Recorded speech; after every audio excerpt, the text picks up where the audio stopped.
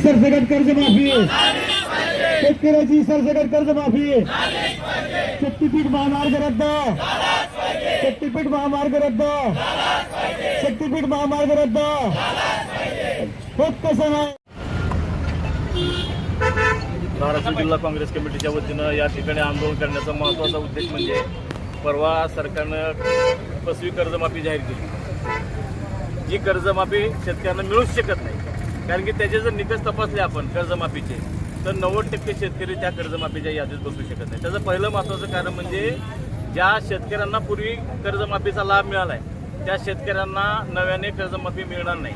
त्याच्या बदल्यात 50,000 रुपये रक्कम जी त्यांची आहे तिथपर्यंत मर्यादा घालून ती रक्कम माफ करण्यात येईल। नंबर दुसरा विषय, यामध्ये कर्ज वसुलीचा कार्यक्रम फार मोठा दिसतो, कारण की तुमचं पूर्वीचं थकीत कर्ज आणि 2 लाखापेक्षा जास्तीचं जे कर्ज आहे सरकार सांगते बँकांच्या आधी राहिलेले कर्ज भरा आणि मगच तुमची ही कर्जमाफी केली जाईल। म्हणजे एकंदरीत अप्रत्यक्षरित्या बँकेच्या मार्फत चालणारी वसुली सरकारच्या वतीनं केली जाते, हा आमचा स्पष्ट मत आहे। दुसरी गोष्ट, काँग्रेसच्या काळामध्ये 72,000 कोटी देशातलं कर्ज माफ केलं, सरसकट कर्जमाफी केली।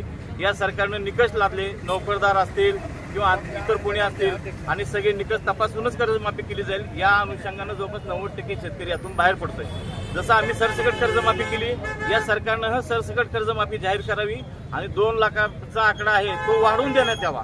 आज जिल्ह्यामधली परिस्थिती बघितली, मागचा पीक विमा मिळालेला नाही, अतिवृष्टीमध्ये ज्या ज्या घोषणा केल्या त्या मिळालेल्या नाहीत। दुसरी गोष्ट, शेतकरी तुमच्या 1.5-2 लाखांना तर काहीच होणार नाही, 5-10 लाखापेक्षा जास्तीची मदत शेतकऱ्यांना प्रत्यक्ष झाली पाहिजे।